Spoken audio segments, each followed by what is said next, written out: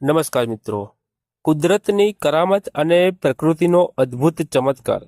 આ સૃષ્ટિમાં જો કોઈ સૌથી મહાન કલાકાર હોય તો એ છે પ્રકૃતિ. કોઈ રંગ, કોઈ બ્રશ વિના જ તે આકાશને નીલું, સૂર્યાસ્તને કેસરીયો અને ધરતીને લીલીછમ બનાવી દે છે. ઉગતો સૂર્ય આપણને નવી આશા આપે છે, વહેતી નદી જીવનનો સંદેશ આપે છે અને શાંત ચાંદની મનને શીતળતા આપે છે. આ બધું કુદરતની કરામત નથી તો શું છે? એક નાનકડું બીજ જમીનમાં પડે છે, માટીમાં વિલીન થઈ જાય છે અને થોડા સમયમાં જ એક વિશાળ વૃક્ષ બની જાય છે. એ વૃક્ષો છાંયો આપે છે, ફળ આપે છે, પ્રાણવાયુ આપે છે અને ક્યારેક કંઈ માંગતું નથી. આ છે પ્રકૃતિનો નિસ્વાર્થ સ્વભાવ. વરસાદ પડે ત્યારે ખેતરો લીલાછમ થઈ જાય છે, ખેડૂતના ચહેરે સ્મિત ફૂટે છે, પહાડો મજબૂત બનીને ધરતીનું ગૌરવ વધારતા રહે છે અને સમુદ્ર પોતાની વિશાળતાથી આપણને વિનમ્રતા શીખવે છે. દરેક જીવ, નાનું કીડું હોય કે વિશાળ હાથી, સૌને જીવવાનો સમાન અધિકાર પ્રકૃતિ આપે છે. પરંતુ મિત્રો, આજનું સત્ય એ છે કે આપણે આ કુદરતની કરામતને ભૂલતા જઈ રહ્યા છે.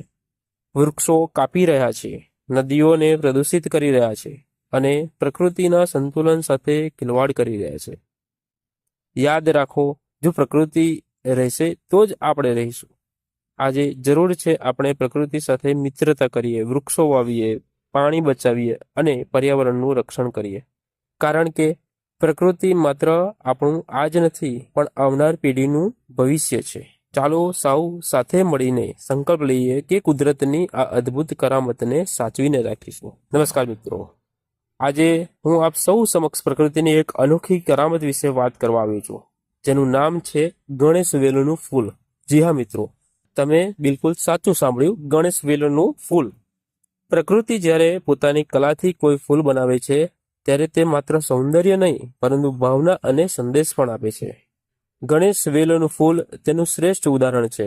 આ ફૂલનો આકાર ભગવાન શ્રી ગણેશની આકૃતિ સાથે મળતો આવે છે. તેથી લોકો તેને શ્રદ્ધા અને ભક્તિ સાથે જુએ છે, જાણે પ્રકૃતિએ પોતે જ ભક્તિને સ્વરૂપ આપ્યું હોય. ગણેશ વેલનું ફૂલ આપણને શીખવે છે કે ઈશ્વર અને પ્રકૃતિ અલગ નથી.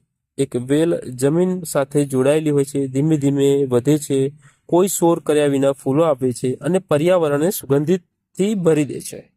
આ વેલ આપણને ધીરજ, શાંતિ અને સાદગીનો પાઠ શીખવે છે.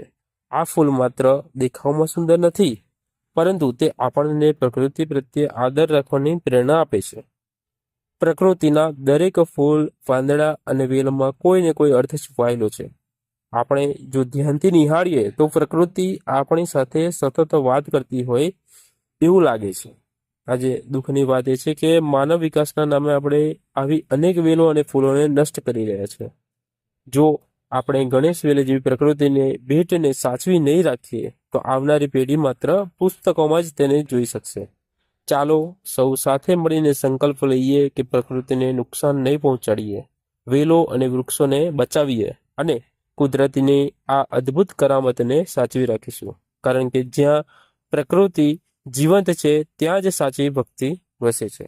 તો મિત્રો, આ સરસ મજાની ગણેશ વેલ ને આપણે સૌ સાચવી રાખીશું અને આપણા ઘરે લગાવવાની કોશિશ કરીશું. જો પોસિબલ હોય તો જમીનની અંદર, જો પોસિબલ હોય તો કુંડાની અંદર, જો પોસિબલ હોય તો એને ગ્રો બેગની અંદર આપણે લગાવવાની કોશિશ કરીશું અને આપણા ઘરને સુશોભિત કરીશું ગણેશ વેલથી.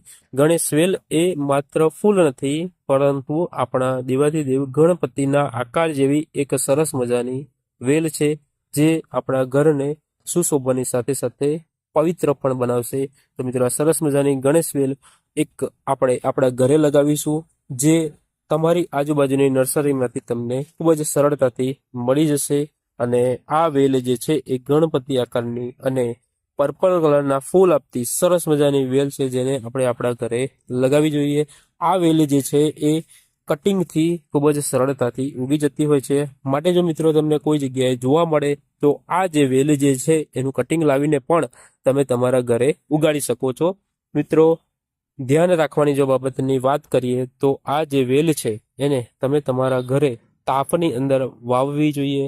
સમયાંતરે પાણી, એટલે કે જ્યારે નોર્મલ માટી સૂકી થાય ત્યારે પાણી આપી દો. જ્યારે પણ પાણી આપો ત્યારે આખી જમીન પલળી જાય, અથવા તો જો કુંડામાં લગાવી હોય તો કુંડાની બધી જ જમીન પલળી જાય એવી રીતે એને પાણી આપવું જોઈએ, સમયાંતરે ખાતર આપવું જોઈએ. કોઈ પણ પ્રકારની વિશેષ કાળજીની જરૂર રહેતી નથી.